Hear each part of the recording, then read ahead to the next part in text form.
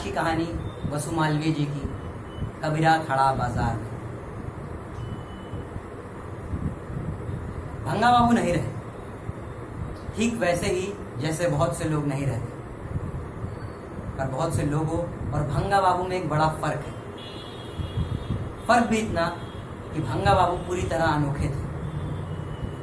इतने अनोखे कि उनका होना सिर्फ मोहल्ले वाले जानते रहे और उनका ना होना आज पूरा शहर जान रहा है। शहर यानी आबादियों, मकानों और सड़कों का जंगल, जिसकी उपेक्षा ने भंगा बाबू को पागल बना दिया। भंगा बाबू का असली नाम कोई नहीं जानता। जवानी के दिनों से ही भांग का ऐसा भूत चढ़ा कि जेब में सिगरेट के डिब्बे की तरह भांग का डिब्बा विराजमान रहता। चूरन की गोलियों की तरह भांग की गोलियां फाँकते रहते और बराबर तरंग में रहते। इस तरह उनका असली नाम नेपथ्य में चला गया और लोक प्रचलित नाम भंगा बाबू गली मोहल्लों में फैल गया। बाद में तो खुद भंगा बाबू अपना नाम पूछने पर भंगा बतलाते। जैसे फ्रेम पर कैनवस कसा जाता है, एकदम वैसा ही भंगा बाबू का शरीर लगता था, जैसे हड्डियों पर झिल्ली कस दी गई। दुबले पतले भंगा बाबू को पागल हुए अरसा बीत गया था। वो जब कभी उत्तेजित होकर गालियां बकने लगते तो गालियों के फोर्स से उनका पूरा शरीर कांपने लगता। भंगा बाबू पागल जरूर थे, लेकिन अपने घर में अंग्रेजी का अखबार मंगाते थे और कोना कोना चाट जाते थे। उनकी राजनीतिक समझ विलक्षण थी। कभी कभी लगता कि देश के दिग्गज राजनीतिज्ञों का पागलपन और भंगा बाबू की राजनीति कहीं किसी बिंदु पर जाकर मिल रही है, और मन में ये धारणा घर करने लगती कि यदि भंगा बाबू को देश का प्रधानमंत्री बनाया जाए तो देश उससे बुरी तरह तो नहीं चलेगा जैसा अभी चल रहा है। उनके प्रधानमंत्री होने में जो सबसे बड़ी रुकावटें थी वो थी न्यूनतम अहर्ताएं, जो पूरी नहीं कर पा रहे थे। देश के नागरिक तो वो थे ही। जहां तक 35 वर्ष उम्र का सवाल था, इतने वर्ष तो उन्हें पागल हुए हो गए होंगे। हाँ, मानसिक संतुलन के विषय में उन्हें अयोग्य मान लिए जाने का डर था। हालांकि वो अपने हिसाब से तीसरी शर्त भी पूरी करते थे। संयोग से भंगा बाबू हमारे ही मोहल्ले में रहा करते थे, और फिर गर्मी की दोपहर हो या जाड़े की रात, मेरे घर के ठीक सामने वाली लाल कुर्सी पर डंडा लिए आसीन रहते। बीच रात में उनका खांसना चौकीदार की सीटी से ज्यादा असरदार लगता। प्राय होता यूं कि उनकी खांसी हमारी नींद में सेंध लगाती और हम भंगा बाबू को कोसते हुए करवट बदल लेते। अड़ोस पड़ोस के लोग कभी कुछ ज्यादा ही निर्मम हो जाते और नींद में व्यवधान होते ही खिसिया कर कड़ाके की ठंड में भी भंगा बाबू के ऊपर बाल्टी भर पानी झोंक देते। भंगा बाबू पानी डालने वाले की माँ बहनों से रिश्ता जोड़ते हुए अपनी जगह बदल लेते। गली मोहल्ले के लड़के भंगा बाबू को छेड़ते ही रहते। कभी कोई उनका हाथ खींच देता, तो कभी कोई उन्हें ढकेल देता, तो कभी कोई उनकी धोती खींच देता। बस फिर क्या था, भंगा बाबू शुरू। वो फलाहारी सुनाते कि पीढ़ियां तर जाती। वो जब उत्तेजित होकर ईंट उठाकर मारने के लिए हाथ कंधे के पीछे ले जाते तो ईंट या तो पीछे ही छूट जाती या फिर सामने 3-4 फुट आगे जाकर गिर पड़ती। भंगा बाबू जब अपने पागलपन में हिंसक उठते तो गली मोहल्ले वाले उन्हें खदेड़ देते। वो मोहल्ले से बाहर कभी हनुमान मंदिर में शरण लेते, कभी रहमान गली की मस्जिद के हाथे में रात बिताते। एक बार भंगा बाबू अपनी तरंग में मस्त हनुमान मंदिर में बैठे आम खा रहे थे। आम खा चुकने पर उन्होंने गुठली हनुमान जी की ओर उछाली और बड़ी आत्मीयता से एकदम मित्रवत लहजे में बोले, लो गुरु तुम भी खाओ। देखो हनुमान जी, हम तुम्हें आम दिया, तुम हमें माला दे। और ये कहकर उन्होंने मूर्ति सारी मालाएं उतारकर अपने गले में पहन ली। और मालाओं से लदे फदे भंगा बाबू जब मोहल्ले में पहुंचे तो लोग उनसे पूछने लगे, भंगा बाबू कहां से? सीधे लोकसभा से आ रहा हूं। भंगा बाबू अपने उत्तर में पूर्णतः गंभीर थे। ऐसी स्थिति में वो गली मोहल्ले वालों के लिए मनोरंजन का साधन हो जाते। लोग उनसे देश की प्रमुख समस्याओं के बारे में पूछते तो वो गंभीर होकर पूरी तन्मयता से दिग्गज राजनीतिज्ञों की तरह जवाब देते। कभी कोई शरारत कर देता। भंगा बाबू, देश की इस राजनीतिक उठापटक में यदि कोई बड़ा दल आपको समर्थन दे और आप प्रधानमंत्री हो जाए तो क्या लोकसभा में पागलों के लिए भी रिजर्वेशन लागू करेंगे? नालायक कहेंगे। ऐसे ही कि लोकसभा में कम पागल हैं और भंगा बाबू बिगड़ जाते हैं। फिर धारा प्रवाह पूजा पाठ आरंभ। अक्सर हंसी मजाक से शुरू होने वाली मनोरंजक वार्ताएं गाली गलौज पर आकर खत्म होती। एक बार जब भंगा बाबू को मंदिर के पुजारी ने खदेड़ा तो वो रहमान गली के निकट स्थित मस्जिद में जाकर छिपे रहे और पूरी रात कुछ ना कुछ बड़बड़ाते रहे। या अल्लाह, अब तेरा ही सहारा है, मैं तेरी पार्टी ज्वाइन कर लूंगा, मुझे अपने साथ रख।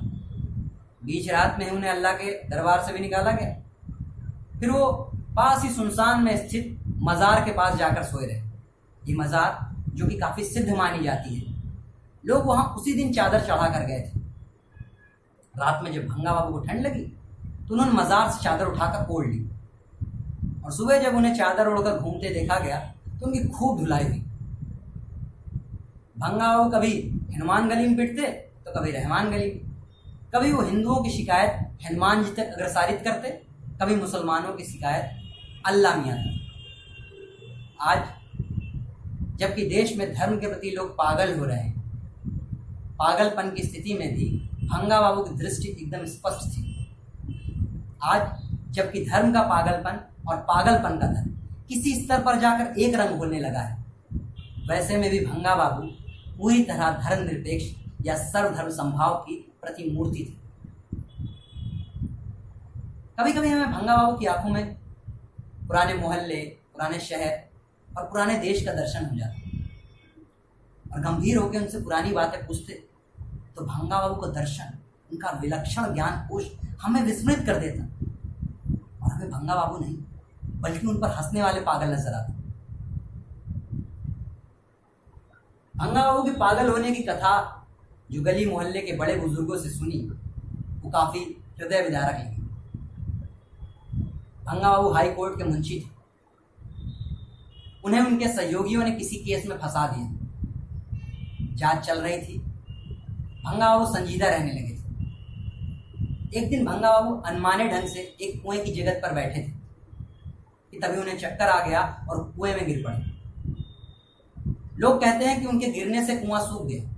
हमने कभी इसकी सत्यता के विषय में नहीं सोचा और ना ही सोचना चाहा, पर यह निश्चित था कि उस सदमे से भंगा बाबू कभी उबर नहीं पाए और लोगों की फिक्रों ने उन्हें पागल कर दिया। उनके बारे में एक किंवदंती और प्रचलित थी कि जो रही सही कसर थी वो पूरी कर दी एक अंग्रेज डॉक्टर ने। जैसे आजकल डॉक्टर अपने प्रयोग जानवरों पर करते हैं, वैसे ही जब भंगा बाबू बीमार पड़े तो एक अंग्रेज डॉक्टर ने प्रयोग के तौर पर उन्हें कुत्ते का खून चढ़ा दिया और श्वास लाभ की किसी भी संभावना को खत्म कर दिया। उस दिन से लेकर अपनी अंतिम सांस तक भंगा बाबू मोहल्ले टोले के लिए तमाशा बने रहे।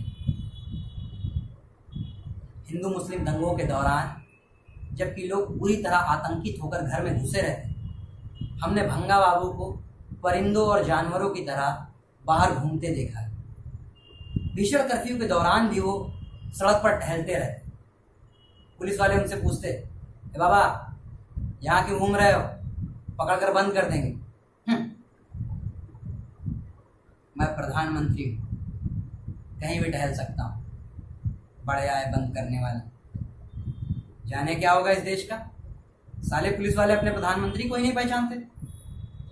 पुलिस वाले या तो एक आध डंडा लगा देते या फिर पागल से उलझना ना ठीक समझकर आगे बढ़ जाते। कभी जब भंगा बाबू अपनी तरंग से वापस लौटते और उन्हें यह एहसास होता कि वो प्रधानमंत्री नहीं बल्कि एक आम आदमी है, और जब देश के नेताओं के प्रति उनका असंतोष गाढ़ा होने लगता तो वो अपनी अलग पार्टी बनाने के बारे में सोचने लगते। कोई उनसे मांगे या ना मांगे, निःशुल्क दवाओं की तरह वो अपने सुझाव बांटते रहते।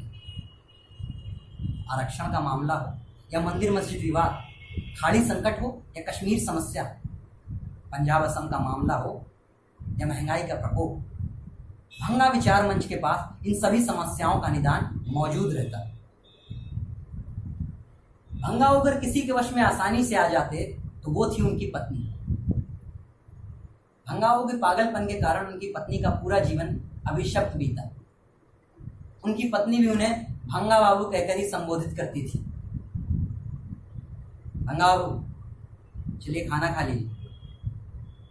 भंगा बाबू एक आवाज में पालतू जानवरों की तरह पूंछ हिलाते पीछे पीछे चल देते। अभी पिछले दिनों जब उनकी पत्नी कहीं बाहर गई हुई थी, भंगा बाबू के लिए कमरा खुला हुआ था। एक दिन देखा गया कि भंगा बाबू अखबार पढ़ रहे हैं और रोए जा रहे हैं। भंगा बाबू पागल जरूर थे, लेकिन अखबार पढ़कर देश की विडंबनाओं पर विचलित होते थे। कहीं धर्म विशेष की औरतों पर दूसरे संप्रदाय के लोगों द्वारा सामूहिक बलात्कार, कहीं निहत्थे लोगों पर पुलिस द्वारा गोली वर्षा, कहीं अपहरण, कहीं आत्मदाह। जब अच्छे खासे लोग ये सब सोच सोचकर पागल हो रहे थे, भंगा बाबू भी असहाय से पुराने दिन बिसूरते रहते। पागल होते हुए भी उनमें जगत गति व्याप्ति थी। उन्होंने अखबार पढ़कर मेज पर रखा और डंडा लिए बाहर आए।